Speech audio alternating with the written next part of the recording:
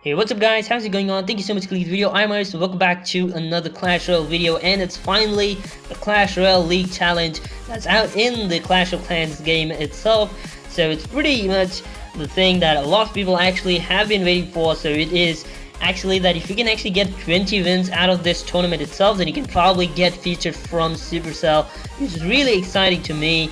And there are some things that you need to keep in mind if you're actually using the deck that you're actually going to perform on the tournament itself. So I'll be explaining you all it takes for you to actually get through at least the 20 events, the tips and tricks that you actually have to keep in mind before you actually go through and go in for an attack. So before I start over, make sure to leave a like if you enjoy this video, and make sure you subscribe to the channel for our Clash of Clans or Clash Royale content. And lastly, make sure you click on the bell notification icon to get notified when it's Clash of Clans or Clash Royale content so you don't miss anything. So yeah, the rules are pretty simple. You need to get to 20 wins in order to get featured by Supercell. You probably will be a pro player.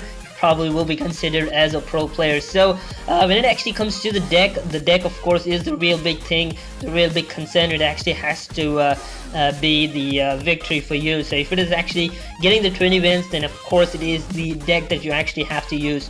So of course you need to understand that the deck that works very great in your ladder, the ones that you actually use to push trophies normally, will not definitely work in tournament as well. So you need to understand that the deck that you actually are using to push your trophies will not be a good option to do that in your tournament as well. I pretty much tried that out and it just went for utter flop. It just didn't work out at all. So you need to actually go in for a friendly battle with your friend, or maybe just do this tournament, just go in for a grand challenge, classic challenge, whatever you want. You can just go ahead and try that out. There are certain decks that really work really great for the tournament kind of game itself, and then there are some decks that really work for the ladder. So when it actually comes to tournament, I'll be explaining you the decks that you really will be needing maybe in a few minutes from now. But then don't think that the deck that you're using now for your ladder will be the perfect one for your tournament. It might not work at all.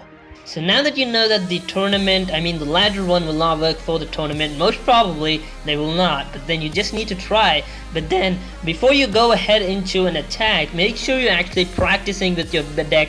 If you are a champ with that deck, you probably will survive in the tournament as well. If you know to counter pretty much all of those cards like the P.E.K.K.A, the Mega Knight or something like that, which is really hard to counter as far as I'm concerned, and it's really important for you to actually know how to counter them. You need to actually build up your strategy to actually counter against those big threats. So make sure you're actually practicing that. Make sure you actually keep track of the goods and bads about your deck. Make sure you're taking in the right card instead of the card that doesn't actually work really good, and that's when you actually are good and ready to go in for an attack in the tournament itself. So make sure you're actually practicing with the deck first, and then go ahead and try it out with your client mates with different kind of decks, so you actually understand which deck would probably be a threat for you, and actually kind of implement that, and then again go ahead and find a counter for that, and again get ready to win against that. That is when you're actually good to go into the tournament itself. Well, the next thing you want to keep in mind is the fact that you need to counter cards.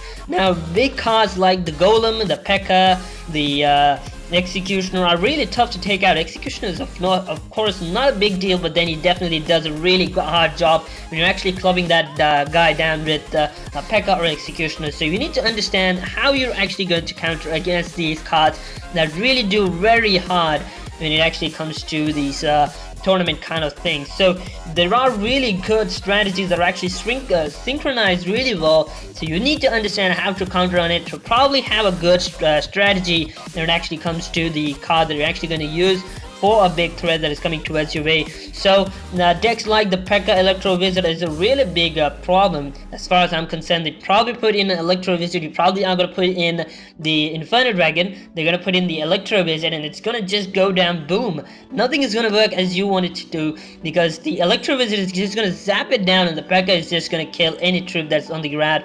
So it's a really great combo, so make sure you're understanding how to counter it, and that is when you're actually doing it. So again, the second tip, practice, makes you perfect when it actually comes to countering. So different kind of decks you're actually going to come across will actually give you an idea on how to actually counter against different kind of strategies that are actually coming in. So when it actually comes to selecting the deck, make sure you're actually keeping a deck that is not a deck that is pretty much a meta. What I mean by meta, it is most effectively tactic available. So these are the decks that are really good by themselves. These are the decks that really do very well, and the deck that I actually said, the P.E.K.K.A. Electro Vision, is of course a meta right now, and you need to understand that this deck will probably be the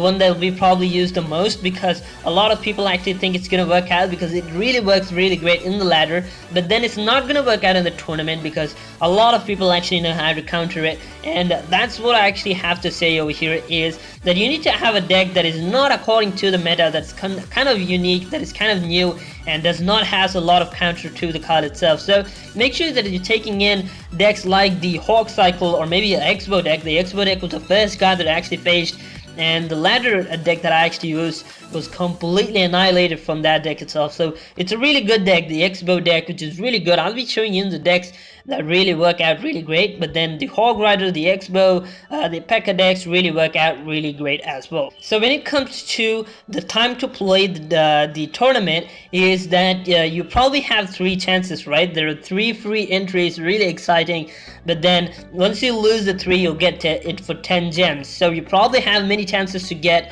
those 20 wins. You probably need to just select the right deck and have at least a few decent amount of skills to actually outstand the others.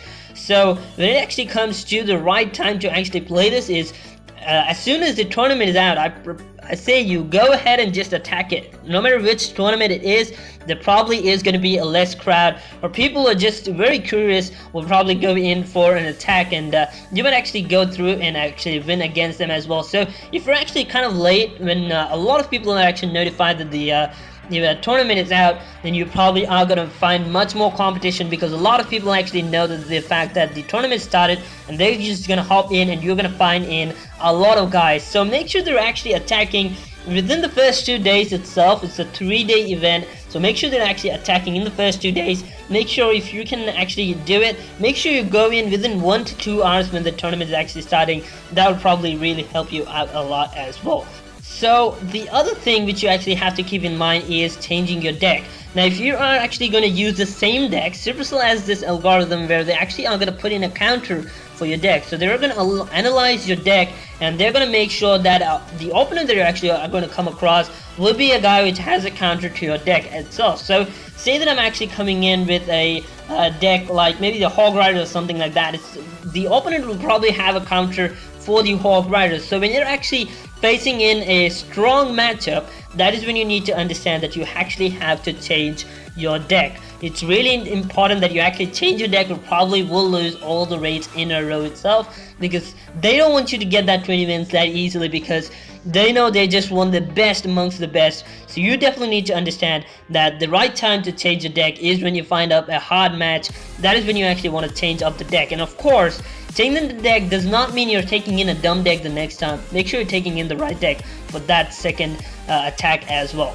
Well, the last tip would be probably if you're actually coming up with a opponent which has pretty much the same deck as yours. So probably if the opponent has the same deck as yours as well, then you want to make sure that he's actually coming in first and not you. So if you understand that your opponent has pretty much the same deck as you have, then you probably need to wait and let the opponent take his first move, because when the opponent is actually coming in with his troops first, you probably have your tower attacking as well, so that is going to add up a bit of extra damage as well.